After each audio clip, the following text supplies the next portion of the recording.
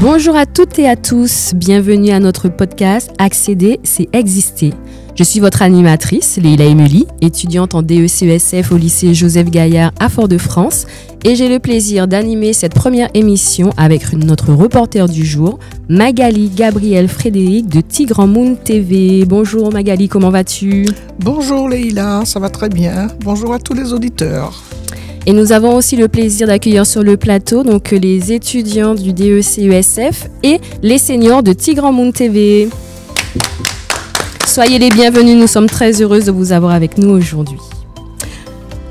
Alors aujourd'hui, justement, nous allons parler d'un sujet très important mais qui est souvent oublié, l'accessibilité des infrastructures pour les personnes à mobilité réduite. Rampe d'accès, transport, voirie, lieux publics. Quels sont les obstacles, mais aussi les initiatives qui émergent? Accrochez-vous, cet épisode pourrait bien changer votre regard.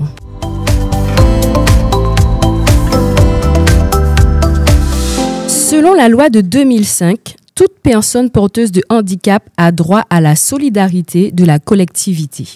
L'accessibilité doit être assurée dans tous les domaines de la vie. Il est important de noter que l'acronyme PMR désigne toute personne rencontrant des difficultés à se déplacer, que ce soit de manière permanente ou temporaire, en raison d'un handicap, qu'il soit moteur, sensoriel ou encore mental. Ainsi, dans de nombreux contextes comme les transports, les bâtiments, les routes ou encore les trottoirs, on parle d'accessibilité PMR, ce qui fait référence aux aménagements permettant à ces personnes de se déplacer et d'utiliser les services en toute autonomie et sécurité. Oui, Leila. Et j'ajouterai que selon l'INSEE, en 2017, 17% de Martiniquais étaient en situation de handicap. Et en 2021, ils sont 19%. Ces chiffres concernent toute forme de handicap. Au 31 décembre 2021, 28 000 personnes ont un droit ouvert à la MDPH, Maison départementale des personnes handicapées. Des chiffres qui semblent quand même élevés. Merci Magali vraiment pour ces chiffres. Alors, nous sommes allés dans les rues de Fort-de-France pour poser une question. À votre avis, les lieux publics sont-ils adaptés aux personnes ayant du mal à se déplacer? Écoutons les retours.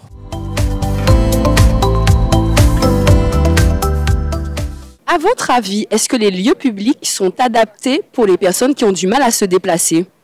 Alors, je pense que les lieux ne sont pas forcément tous adaptés pour les personnes qui sont en mobilité réduite aujourd'hui en Martinique. Écoutez, j'ai mon père qui est dans le cas qui est en mobilité réduite et je me rends compte aujourd'hui que c'est très difficile pour lui d'accéder à certaines institutions et certains centres commerciaux également. Pas du tout, il y a tout à revoir. C'est toujours compliqué pour des personnes qui ont des difficultés, alors soit qui sont à mobilité réduite ou tout simplement qui ont du mal à se déplacer. Pendant quelques années, j'ai dû me déplacer avec des cannes et c'était très compliqué. Voilà.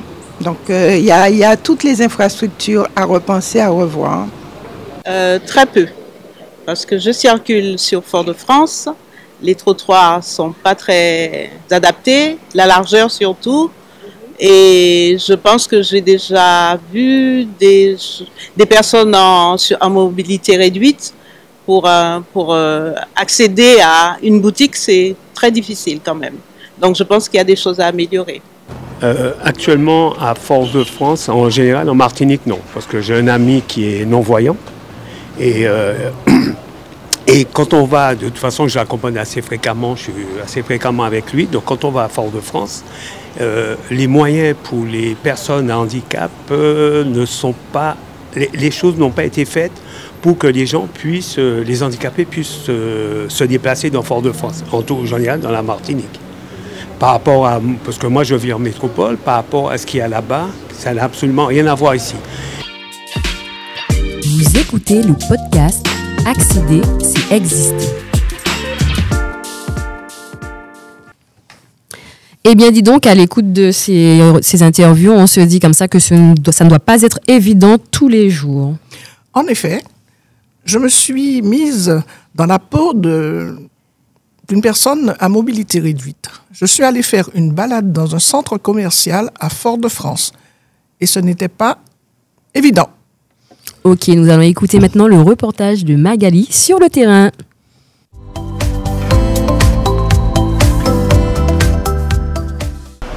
Oups, et me voilà parti pour mon périple. Ouh là là. Je me retrouve devant une place réservée aux handicapés, occupée par un superbe véhicule sans cocarde. Et c'est dommage. J'ai pu accéder sans problème à la grande surface. Les allées sont assez larges pour faire circuler le fauteuil roulant. Je peux faire mes courses sans trop de problèmes. Les allées sont larges et permettent à mon fauteuil de circuler sans problème. Les sorties sont bien aménagées. Maintenant, j'ai envie d'aller à l'étage supérieur de cette grande surface pour prendre un thé.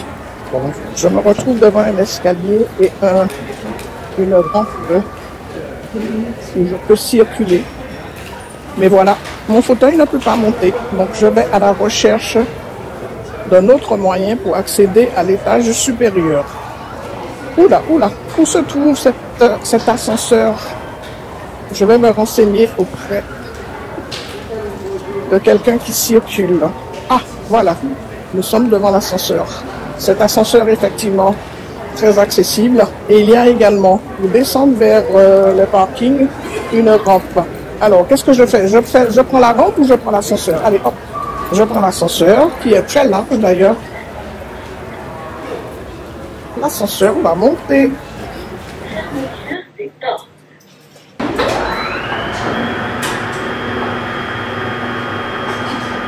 Et c'est parti.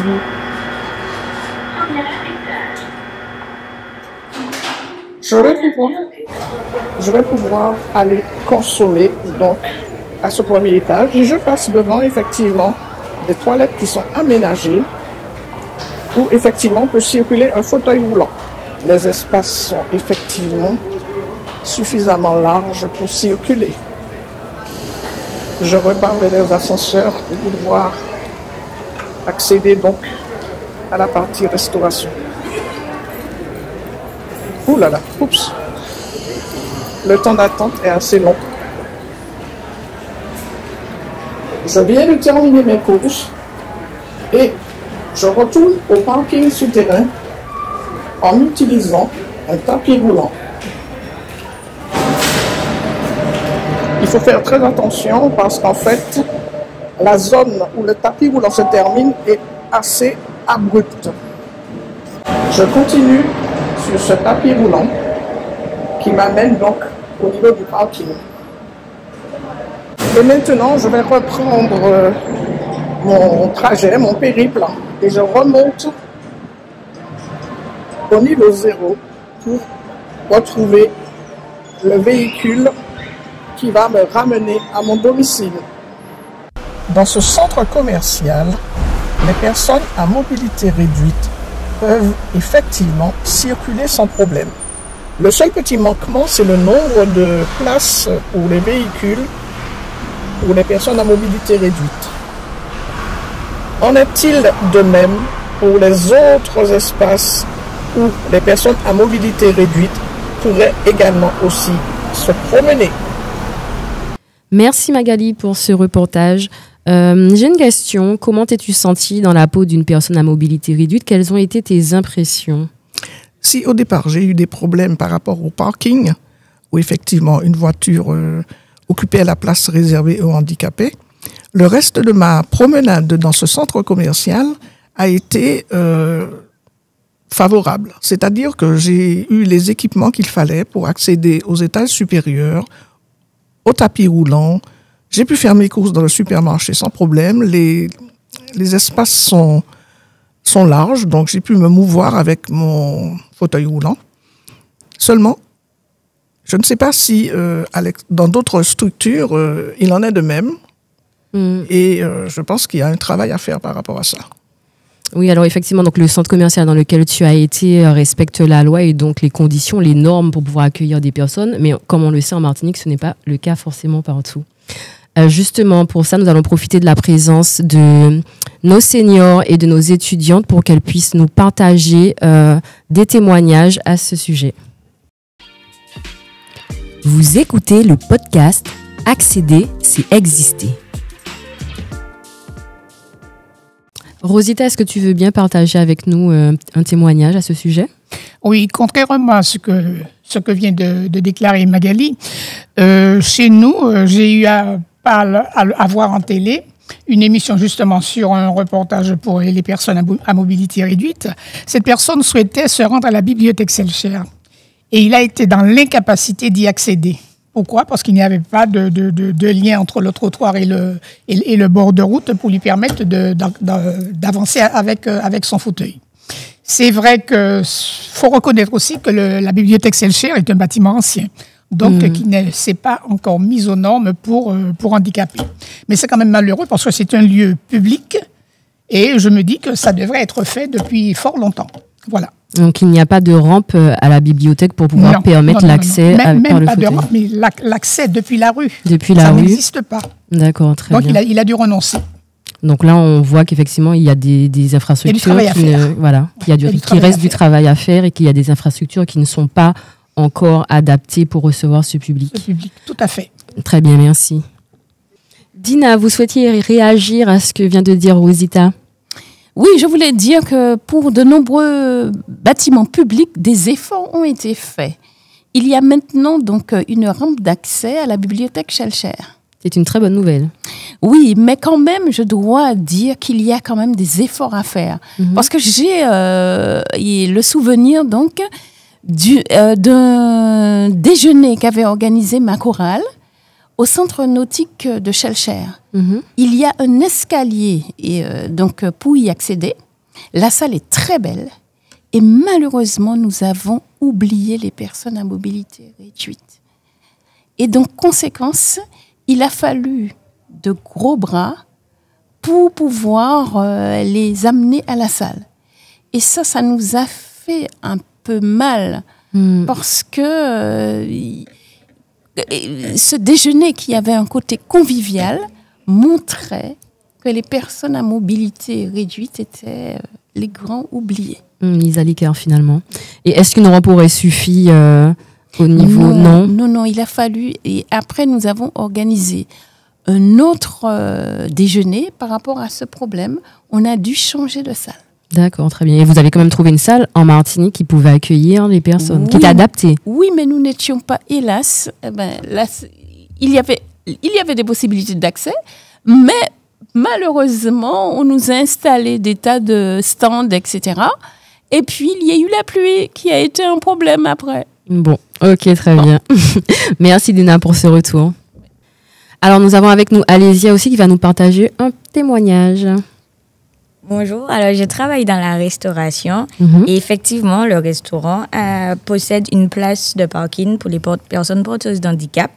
Cependant, le dimanche, généralement, il y a énormément de monde qui fait que la place, étant donné qu'il n'y a qu'une seule place, la place était prise. Donc, la personne est obligée de se garer à l'extérieur du restaurant où la route n'est pas forcément adéquate car il y a des roches. Donc, déjà, l'entrée n'était pas facile.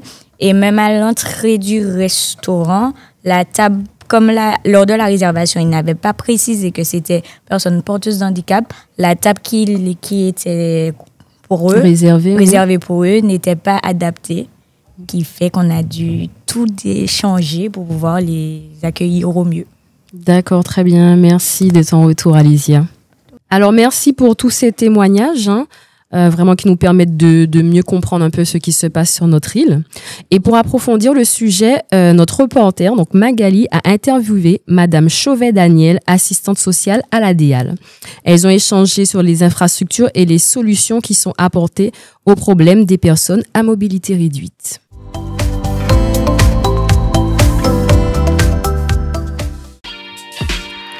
Vous écoutez le podcast « Accéder, c'est exister ». Je suis en compagnie de Madame Danielle Chauvet, qui est assistante sociale à la DEAL. Nous allons échanger par rapport aux infrastructures et aux solutions apportées aux problèmes des personnes à mobilité réduite Et surtout aussi, nous allons essayer de parler de projets et de solutions afin de permettre à ces personnes de pouvoir accéder correctement à certaines infrastructures et à d'autres structures de notre vie de tous les jours. Madame Chauvet, bonjour. Bonjour, Daniel Chauvet, donc comme vous avez entendu, assistante sociale à la DIAL.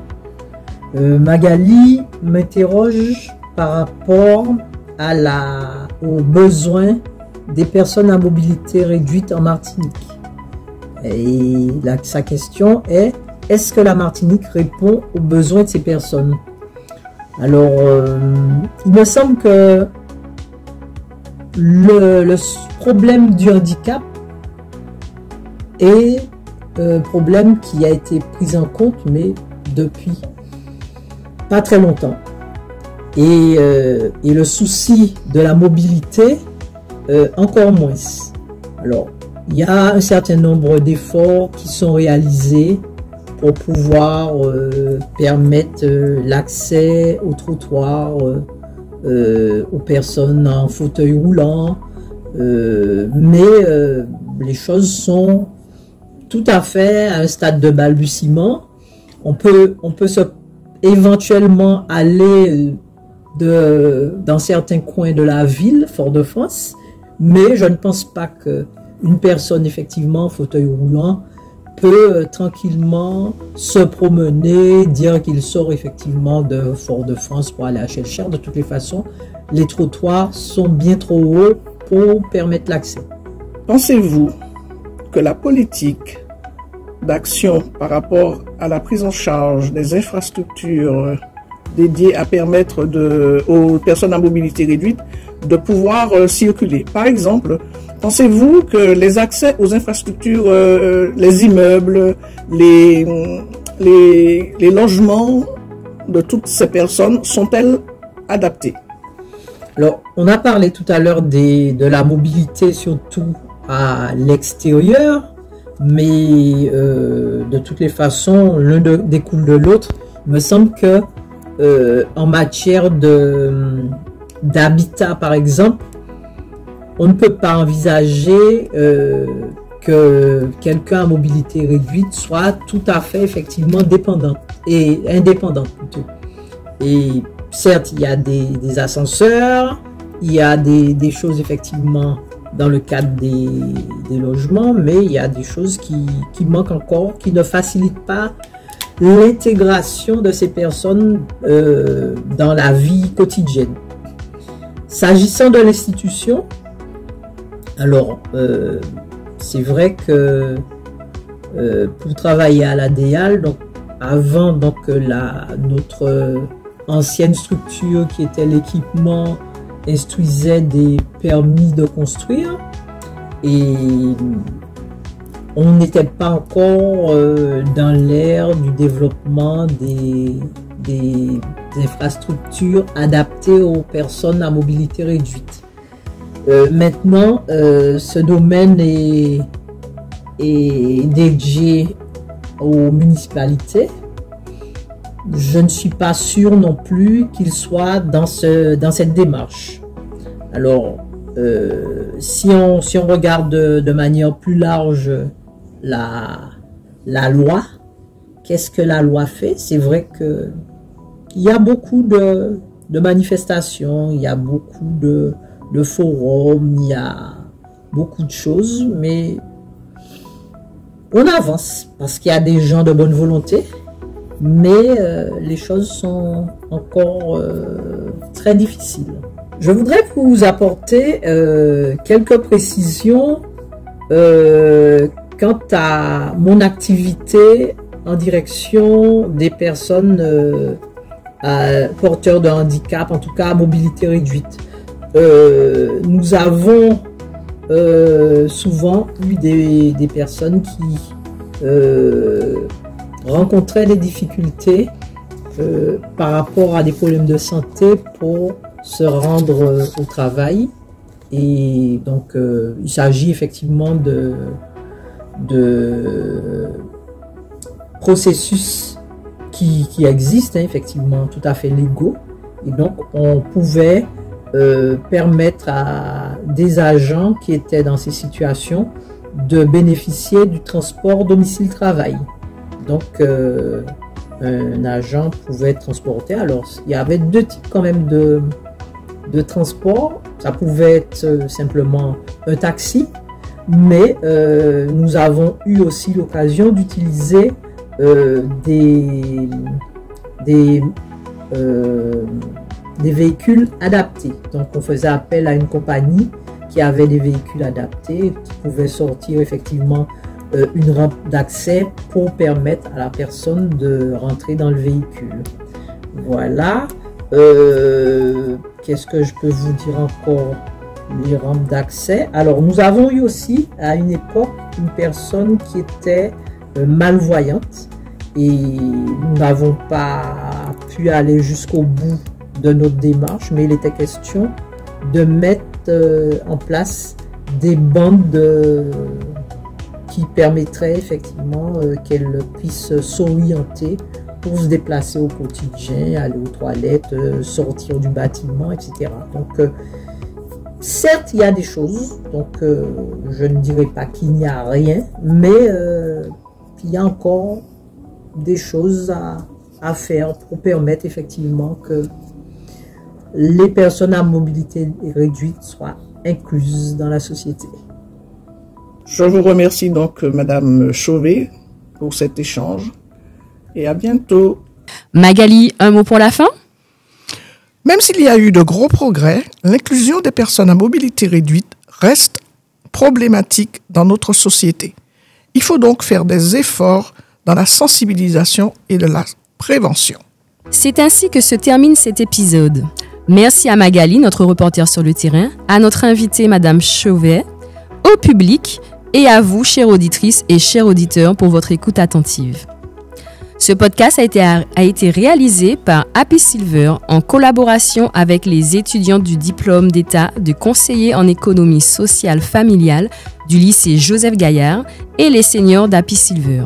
Il est financé par la Caisse générale de la sécurité sociale et l'IRCOM, Caisse de retraite complémentaire, dans le cadre de leur programme Bien vieillir.